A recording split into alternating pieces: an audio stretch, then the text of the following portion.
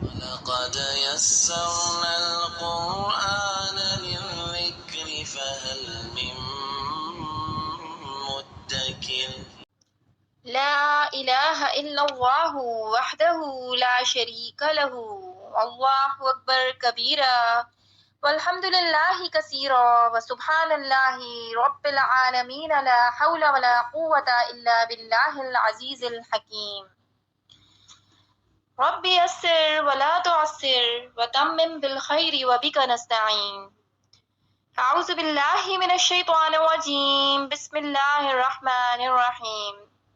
السلام علیکم، امید ہے کہ آپ لوگ سب خیر و عافیت کے ساتھ ہوں گے۔ اللہ تعالی ہم سب کو خیر و عافیت کے ساتھ اپنے حفظ و امان میں رکھے۔ آج ہم سورہ بقرہ کی آیت نمبر 22 سے آیت نمبر 24 تک کا ترجمہ اور تفسیر پڑھیں گے۔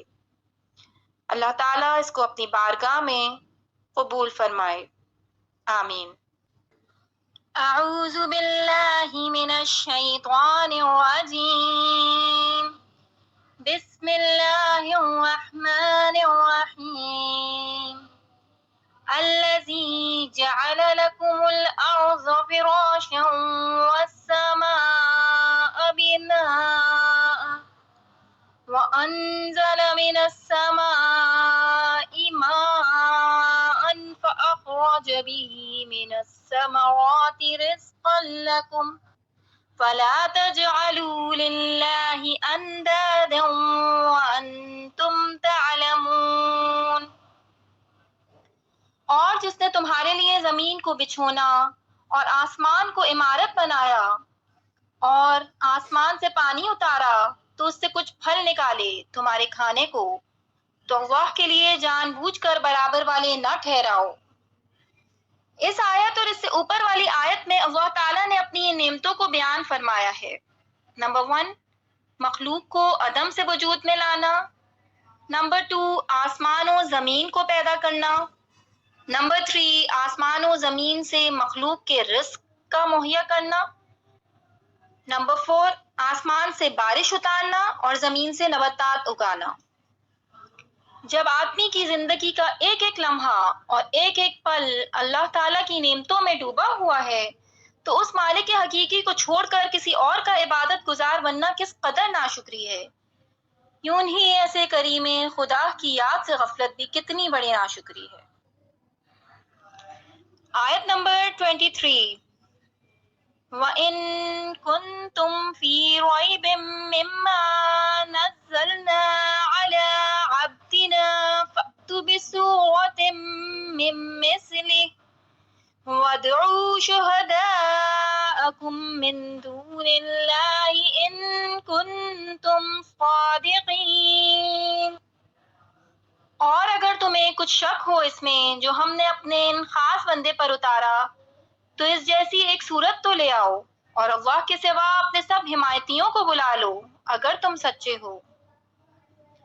اس سے پہلی آیات میں اللہ تعالیٰ کی قدرت و وحدانیت کا بیان ہوا اور یہاں سے حضور سید المرسلین صلی اللہ علیہ وآلہ وسلم کی نبوت اور قرآن کریم کے اللہ تعالیٰ کی بے مثل کتاب ہونے کی وہ قاہر دلیل بیان کی فرمائی جا رہی ہے جو طالب صادق کو اطمینان بخشے اور منکروں کو عاجز کر دے۔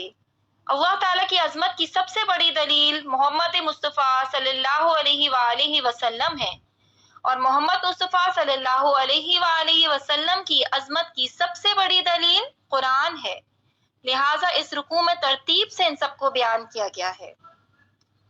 علی عبدنا، اپنے خاص بندے پر۔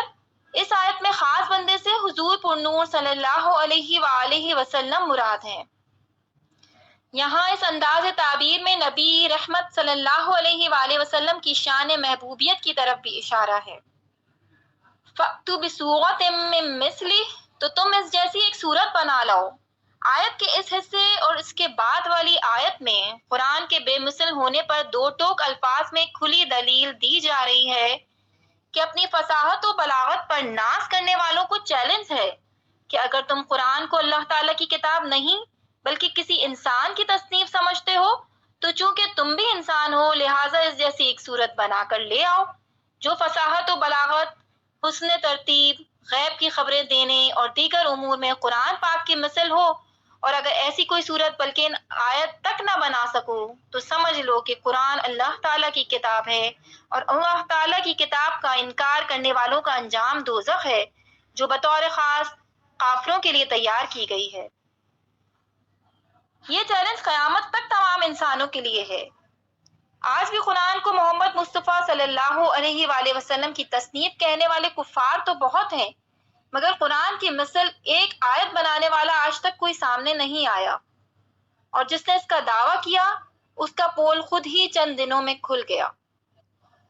آیت نمبر 24، فَإِن لَّمْ تَفْعَلُوا وَلَن تَفْعَلُوا فَاتَّقُوا النَّارَ الَّتِي وَقُودُهَا النَّاسُ وَالْحِجَارَةُ أُعِدَّتْ لِلْكَافِرِينَ۔ پھر اگر نہ لا سکو اور ہم فرمائے دیتے ہیں کہ ہرگز نہ لا سکو گے تو ڈرو اس آگ سے جس کا ایندھن آدمی اور پتھر ہے، تیار رکھی ہے کافروں کے لیے۔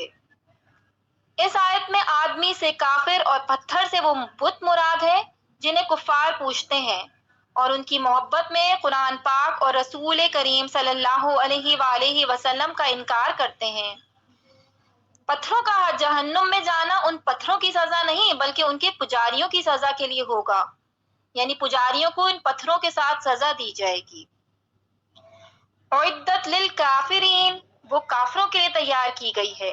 اس سے معلوم ہوا کہ دوزخ پیدا ہو چکی ہے، کیونکہ یہاں ماضی کے الفاظ ہیں۔ نیز کافروں کے لیے فرمانے میں یہ بھی اشارہ ہے کہ مومنین اللہ تعالیٰ کے فضل و کرم سے جہنم میں ہمیشہ داخلے سے محفوظ رہیں گے، کیونکہ جہنم بطور خاص کافروں کے لیے پیدا کی گئی ہے۔ آج ہم نے سورہ بقرہ کی آیت نمبر 22 سے آیت نمبر 24 تک کا ترجمہ اور تفسیر پڑھا۔